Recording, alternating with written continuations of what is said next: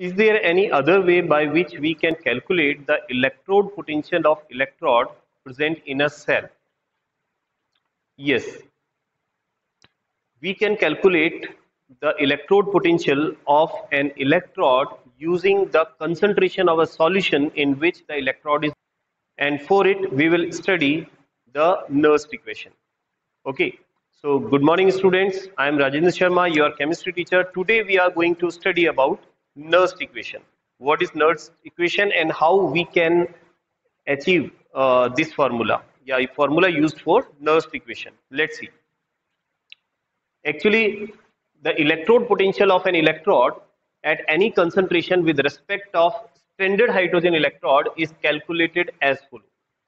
हम यहाँ पर स्टैंडर्ड हाइड्रोजन इलेक्ट्रोड से कंपेयर करके किसी भी इलेक्ट्रोड की जो कंसंट्रेशन है, ठीक है, उसकी हेल्प से यहाँ इलेक्ट्रोड पोटेंशियल को फाइंड करने की कोशिश करेंगे. तो हम मानते हैं suppose the electrode is Mn2 plus, okay, or the reaction taking place on the electrode is like this. Okay, Mn2 plus gaining n number of electron changes into M. M stands for metal.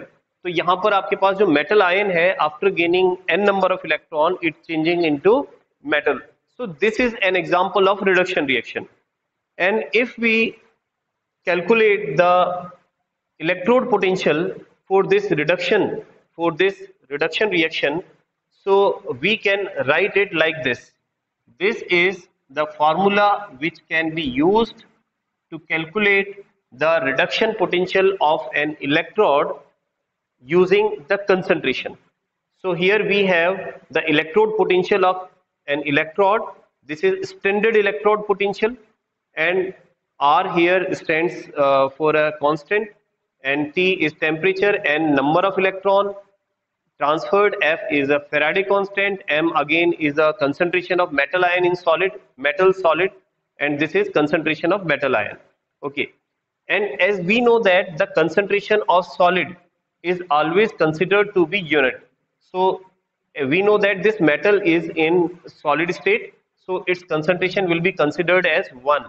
So therefore we will place 1 here, and rest of the things we have gas constant, that is 8.314, and Faraday constant 96487, and approx value we take 96500 for convenience of calculation, and temperature we will take 298 Kelvin, and N here stands for number of electron transferred during the reaction. Okay, and Mn plus is the concentration of electrolyte in mole per liter. If we put all these values, if we substitute all these values using the given data, so we will obtain this formula, and we calculate this numbers, then we will get 0.059.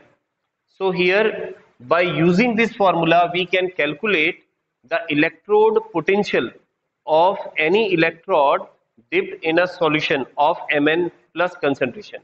Okay, so here this is the electrode potential of electrode, this is standard electrode potential, और बाकी हम यहाँ पर बात कर ही चुके हैं. ठीक है, one more thing we have done here is कि यहाँ पर देखो आपके पास Ln है, ठीक है, Ln is a natural log, और हमने जब Ln को यहाँ पर रिप्लेस किया है, तो Ln जो है उसको ध्यान रखें, रिप्लेस करते हैं हम किससे, 2.303, यहाँ मैं शो कर देता हूँ इसको कि Ln जो है it is equals to 2.303 10 base log, ठीक है, इसके इक्वल होता है ये. तो यहाँ पर आप देखो 2.303 एंड लॉग, ये आपने किसकी जगह लिखा है, it we have used it in place of natural log. इसको हमने नेचुरल लॉग की जगह ही काम में लिया है, और इस पूरे को कैलकुलेट करने के बाद हमारे पास ये वैल्यू आ गई है. और बिल्कुल एक चीज और ध्यान रखनी है, यहाँ पर हमारे पास सिंबल जो है वो माइनस का साइन है, नेगेटिव साइन है. अब अगर मैं इसको पॉजिटिव करता हूं तो यहाँ लॉग जो है इसका रेसिप्रोकल हो जाएगा, क्योंकि हमें पता है कि माइनस लॉग ए अपॉन बी जो है उसे आप लॉग बी अपॉन ए लिख सकते हैं. अगर उसको पॉजिटिव में कन्वर्ट करते हैं तो इसका रेसिप्रोकल हो जाएगा. तो यहाँ एम एन प्लस जो कि अपॉन में है वो ऊपर चला जाएगा, तो it will be like this, इस तरह से दिखाई देगा वो में. तो ये जो हमारे पास इक्वेशन आ गई है, this equation is called Nernst equation. This equation is called Nernst equation. तो नर्व्स इक्वेशन को अगर हम डिफाइन करें तो क्या कह सकते हैं, the relation between electrode potential, this is electrode potential and concentration of electrolyte, this is the concentration of electrolyte. तो इलेक्ट्रोड पोटेंशियल और कंसंट्रेशन ऑफ इलेक्ट्रोलाइट के बीच में जो रिलेशन बताती है equation, this is called nerves equation. ये equation nerves ने दी थी, that's why it is called nerves equation. अब ये तो एक ध्यान रखिए सिंबॉलिक रिएक्शन है, it can be used for any electrode. जैसे अगर इस इक्वेशन को मैं कॉपर के लिए काम में लेता हूं कैथोड की फॉर्म में, तो it will be like this. तो यहाँ पर ये इलेक्ट्रोड पोटेंशियल है कॉपर का, तो ECU2 plus Cu। Standard condition में है तो E0Cu2 plus Cu, then same value. और हमें पता है जब कॉपर जिंक को इलेक्ट्रॉन रिलीज करता है तो 2 इलेक्ट्रॉन एक्सचेंज होते हैं, तो N की जगह हमने 2 यूज में लिया है लॉग, और यहाँ पर कॉपर आयंस जो होंगे वो Cu2 प्लस आयंस होंगे। सिमिलरली अगर आप जिंक के लिए इसको यूज में लेते हैं तो जिंक के लिए ये फॉर्मूला काम में आ जाएगा। ठीक है, तो हमने यहाँ पर कॉपर के लिए और जिंक के लिए ध्यान रखें इलेक्ट्रोड पोटेंशियल लिख दिया है। अब इन इलेक्ट्रोड पोटेंशियल की हेल्प से आप कैलकुलेट कर सकते हैं क्या चीज, किसी सेल का पोटेंशियल फाइंड कर सकते हैं। ठीक है, नेक्स्ट हम फाइंड करेंगे कि इन इलेक्ट्रोड पोटेंशियल की हेल्प से आप सेल पोटेंशियल किस तरह से फाइंड करेंगे। ओके,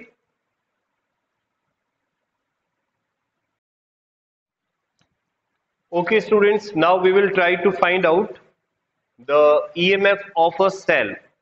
okay, एंड हम देख चुके हैं कि किस तरह से हम एक इलेक्ट्रोड का पोटेंशियल फाइंड करते हैं। अब हम यूज करेंगे इलेक्ट्रोड के पोटेंशियल को यूज करके किस तरह से आप EMF या सेल पोटेंशियल फाइंड करेंगे किसी भी सेल का।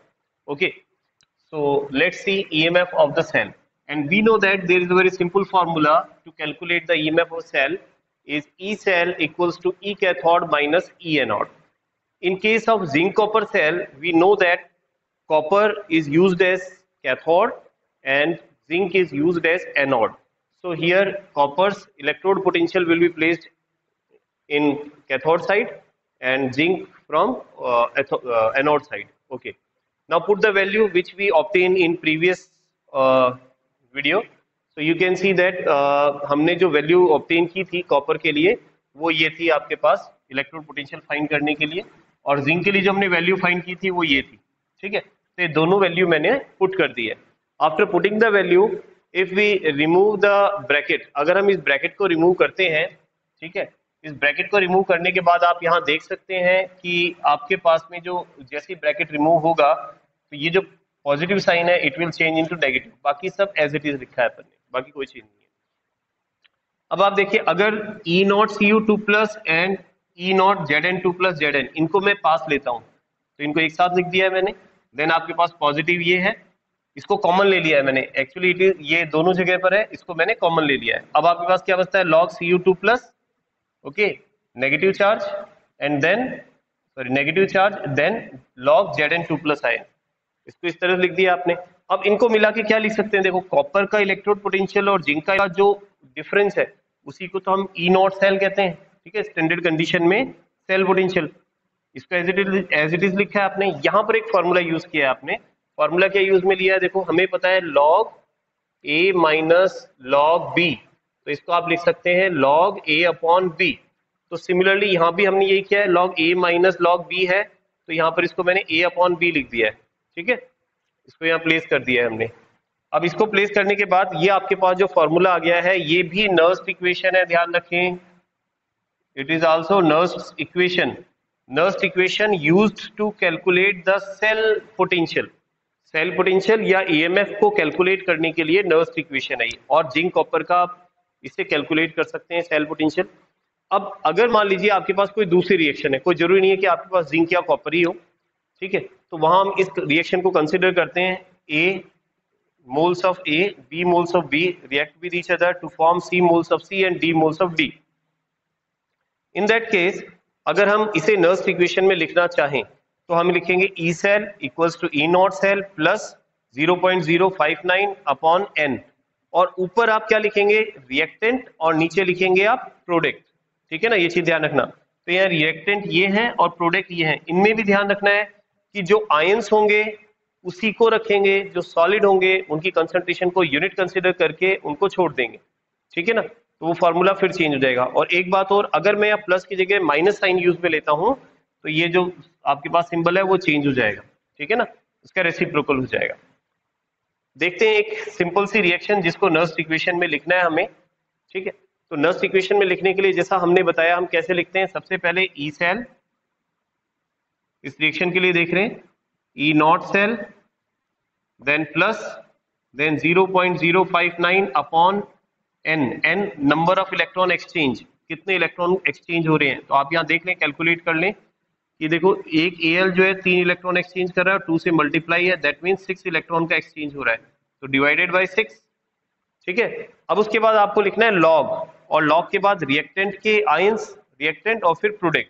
तो देखो रिएक्टेंट क्या है आपके पास, लॉग लिखने के बाद रिएक्टेंट आपके पास में है एल, ठीक है, एल। अब एक और चीज ध्यान रखें, इनके जो स्टाइक्योमेट्रिक कोफिशिएंट है उसको आपने पावर्स में लगाया है, तो एल का स्टाइक्योमेट्रिक कोफिशिएंट कितना है, 2। सिमिलरली आप देखो Fe का स्टाइक्योमेट्रिक कोफिशिएंट कितना है, Fe 3 प्लस आयन का स्टाइक्योमेट्रिक 2 प्लस आयन का स्टाइक्योमेट्रिक कोफिशिएंट जो है वो 3 है, डिवाइडेड बाय नीचे प्रोडक्ट का लिखना है आपको, तो अगेन Al, और Al 3 प्लस है आयन यहाँ पर, Al 3 प्लस आयन और पावर 2, और यहाँ Fe और पावर 3। अब आप बता सकते हैं किसको कैंसिल करना है मुझे, क्योंकि हम जानते हैं कि जो सॉलिड स्टेट में है जैसे Al, ओके, और Fe जो सॉलिड स्टेट में उनकी कंसंट्रेशन को यूनिट रखना है आपको, उनको छोड़ दें आप। अब आपके पास फार्मूला क्या बना, तो फार्मूला आपके पास e cell equals to E not cell plus 0 upon 6 log, और आयंस क्या है आपके पास, एक तो है Fe 2 plus ion power 3, and second आपके पास में Al 3 plus ion and power 2। तो this is the Nernst equation can be used to calculate cell potential using this equation and using the concentration if it is given, okay। तो Nernst equation आपको clear हो गई है कि किस तरह से नर्स्ट इक्वेशन को, किसी भी इक्वेशन के लिए हम नर्स्ट इक्वेशन कैलकुलेट कर सकते हैं। अब इससे कुछ न्यूमेरिकल देखेंगे हम, जो हम सॉल्व करेंगे कि न्यूमेरिकल्स किस तरह से पूछे जाते हैं और उन्हें किस तरह से सॉल्व किया जाए, ओके।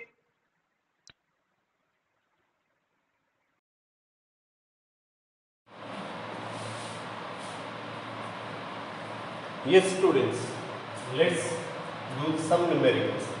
देखिए फर्स्ट न्यूमेरिकल में आपको दिया गया है calculate the electrode potential of hydrogen electrode in contact with the solution of pH 10। अब इस न्यूमेरिकल में प्रॉब्लम ये है कि हमें pH की वैल्यू गिवन है, H प्लस आयन की कंसंट्रेशन दी हुई नहीं है, और इस तरह की न्यूमेरिकल को सॉल्व करने के लिए सबसे पहले आपको कंसंट्रेशन चाहिए उस सॉल्यूशन की जिसमें इलेक्ट्रॉन आपने डिप किया हुआ है। तो यहाँ पर हमारा पहला काम है कि H प्लस आयन की कंसंट्रेशन को फाइंड करना। देखिए इफ pH वैल्यू, सॉल्यूशन देख रहे हैं हम, इफ द pH इज 10, अगर pH की वैल्यू 10 है तो इन दैट केस हम कह सकते हैं कि H प्लस आयन कंसंट्रेशन जो है वो 10⁻⁻10 होगी। ये pH में ऑलरेडी आपको समझा चुका हूँ कि अगर आपके पास में H प्लस आयन की कंसंट्रेशन में जो रेस्ट टू पावर होती है वो pH को एक्सप्रेस करती है, तो pH 10 है, दैट मीन्स यहाँ पर पावर भी -10 होनी चाहिए, ठीक है। तो यानी ये H प्लस आयन कंसंट्रेशन है। अब हमारे पास जो फार्मूला है इलेक्ट्रोड पोटेंशियल फाइंड करने का हाइड्रोजन के लिए, that is E H plus half H2 gives E not H plus half H2 plus then 0.059 upon n and log H plus ion concentration. This is the formula, okay। अब इससे आप calculate कर सकते हैं। अब calculate करने के लिए let's put the value, we have to find E H plus half H2 gives, अब हमें पता है हाइड्रोजन के लिए, स्टैंडर्ड हाइड्रोजन इलेक्ट्रोड के लिए H प्लस के लिए अगर आप इलेक्ट्रोड पोटेंशियल की बात करते हैं स्टैंडर्ड की, that is 0.0 volt plus 0.059 upon n। तो यहाँ पर देखिए इस केस में जब भी हाइड्रोजन से हम रिएक्शन करा रहे हैं तो हम यहाँ देख सकते हैं कितने इलेक्ट्रॉन रिलीज करता है, ये 1 इलेक्ट्रॉन, सॉरी अगर हम इसकी रिएक्शन कर रहे हैं H2 की फॉर्मेशन करता है ये, तो 2 इलेक्ट्रॉन रिलीज करता है। एक्चुअली ये रिएक्शन इस तरह से होती है, जैसे 2H plus ion and gaining 2 electron it will change into H2 gases state. इस तरह से इसमें कन्वर्ट हो जाता है, ठीक है। लेकिन ध्यान रखें ये आपके पास में कितने इलेक्ट्रॉन्स के लिए है, सॉरी कितने H2 के लिए है। अगर हम यहाँ बात करते हैं केवल एक H प्लस आयन की, ठीक है, तो उस केस में हम यहाँ एक लेते हैं तो फिर यहाँ एक इलेक्ट्रॉन और यहाँ हाफ H2 लेंगे आप, ठीक है। तो इस क्योंकि हम H प्लस आयन ही ले रहे हैं यहाँ पर कंसंट्रेशन में, ठीक है, तो वहाँ पर आप फिर इसके लिए एक ही यूज में लें। N के लिए आप यहाँ वन यूज में लेंगे, नंबर ऑफ इलेक्ट्रॉन जो है 1 इलेक्ट्रॉन गेन कर रहा है। अब आगे देखिए आप लॉग और देन H प्लस की कंसंट्रेशन आपको यहाँ पुट करनी है। तो H प्लस आयन की कंसंट्रेशन है आपके पास 10⁻⁻10, ठीक है। इसको सॉल्व कर लिया जाए तो 0.0 तो कुछ भी नहीं है, दैट मीन्स यही बचा है आपके पास 0.059। अब आप यहाँ पर देखिए जब -10 इसके एक फॉर्मूला आता है इसके लिए, और ये फॉर्मूला इस तरह से हो सकता है कि अगर आपके पास में log a⁻n है तो इसको n log a लिखा जा सकता है, ठीक है। तो पावर आगे आ जाएगी तो यहाँ पर इसका -10 आगे आ जाना चाहिए। तो इसके बाद में यहाँ आप लिख सकते हैं मल्टीप्लाइड बाय -10, ठीक है, और log 10 की वैल्यू होती है आपके पास 1। और अगर आप इसको सॉल्व करते हैं तो आपके पास अब वैल्यू क्या आनी चाहिए, देखिए तो आपके पास वैल्यू होनी चाहिए, इसको 10 से मल्टीप्लाई कर दें आप तो आपके पास आ जाएगा -10 से मल्टीप्लाई कर रहे हैं तो माइनस में 0.59, ठीक है, वोल्ट। ये आपके पास वैल्यू आ जाएगी हाइड्रोजन इलेक्ट्रॉन की। This will be the answer, got it. चलिए नेक्स्ट सॉल्व करते हैं, मार्कर चेंज कर दें, नेक्स्ट न्यूमेरिकल सॉल्व करते हैं। नेक्स्ट है calculate EMF of a cell in which the following reaction takes place. आपको सेल का ईएमएफ फाइंड करना है जिसमें आपको ये रिएक्शन दी गई है, ठीक है। तो देखिए ईएमएफ फाइंड करने के लिए हमारे पास में जो फार्मूला है that is E cell equals to E not cell plus then 0.059 upon n log, और उसमें हमने कहा था कि जो रिएक्टेंट के आयंस होते हैं वो ऊपर आएंगे और प्रोडक्ट के आयंस जो है वो नीचे आएंगे। तो रिएक्टेंट के आयन थे आपके पास Ag+, इसके लिए अगर मैं नर्स इक्वेशन बनाता हूँ तो देखो 2 है यहाँ पर, तो पावर 2 लगाएंगे आप। सिमिलरली अब अगर प्रोडक्ट के आयंस देखते हैं तो प्रोडक्ट में Ni2+ है, ये यहाँ पर लिखेंगे आप, ठीक है। तो ये हमारे पास फॉर्मूला हो गया है। अब इसमें वैल्यू पुट करनी है आपको, तो ई cell equals to E not cell की वैल्यू गिवन है ऑलरेडी 1.05 प्लस अब यहाँ n की वैल्यू और पुट कर देंगे। तो देखिए कितने नंबर ऑफ इलेक्ट्रॉन ट्रांसफर हो रहे हैं यहाँ पर, देखिए 2Ag+ है जो 2Ag में कन्वर्ट हो गया है आफ्टर गेनिंग 2 इलेक्ट्रॉन्स। तो 2 इलेक्ट्रॉन ट्रांसफर हो रहे हैं तो मैं यहाँ 2 लगा सकता हूँ, ठीक है। तो इसको अगर मैं डिवाइड करता हूँ तो आपको जो वैल्यू मिलेगी 0.0295, ओके। देन लॉग और इसकी वैल्यू और पुट कर दें। Ag+ आयन की कंसंट्रेशन है आपके पास 0.002 स्क्वायर अपॉन, और निकल आयन की कंसंट्रेशन है आपके पास में 0.160, कुछ भी नहीं है बस इतना ही है, तो 0 आप यहाँ हटा सकते हैं बाद में, कोई वैल्यू नहीं है इसकी, ओके। इसको सॉल्व करना है आपको। अब इसे सॉल्व करने के लिए E cell equals to 1.05 plus 0.0295 log, और इसे सॉल्व करें। तो देखिए इसे सॉल्व करने के लिए अगर मैं 0.002 रेज़ टू पावर 2 को सॉल्व करता हूँ या इसके स्क्वायर लेता हूँ तो आपके पास जो वैल्यू आएगी that will be 0.00004 divided by 0.16, इस तरह से लिखा जाएगा इसे।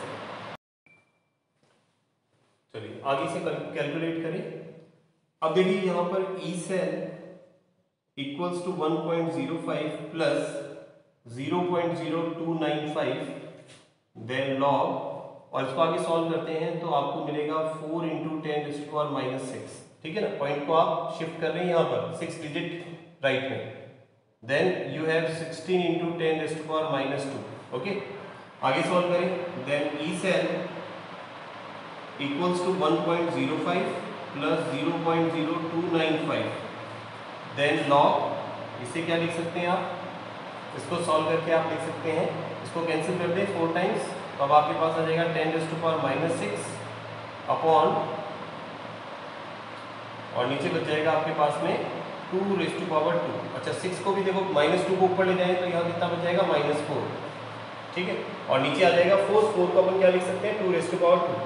आगे सॉल्व करें इसे, तो ई cell equals to 1.05 sorry plus 0.0295 then log, अब देखिए यहाँ पर फॉर्मूला आ रहा है कि log a upon B equals to log a minus log b, तो इसे आप क्या लिख सकते हैं, देखिए इसे आप लिख सकते हैं यहाँ पर -4 को आगे ले लें, पावर की पावर जो आगे आ जाएगी -4 log 10 देन -2 log 2, इसे आप इस तरह से लिख सकते हैं 2 log 2।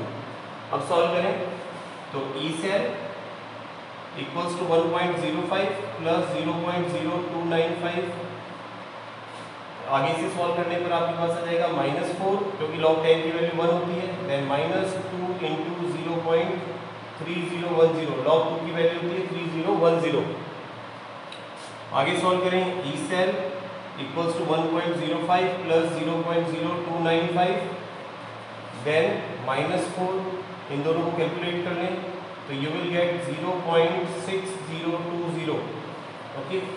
तो ई सेल इक्वल्स टू 1.05 प्लस 0.0295 और माइनस माइनस प्लस इनको ऐड कर देंगे आप, तो आएगा आपके पास 4.6020, और इन्हें अगर आप मल्टीप्लाई करते हैं तो आपके पास अप्रॉक्स जो वैल्यू आएगी इनको मल्टीप्लाई करने पर दैट विल बी 0.14, ठीक है।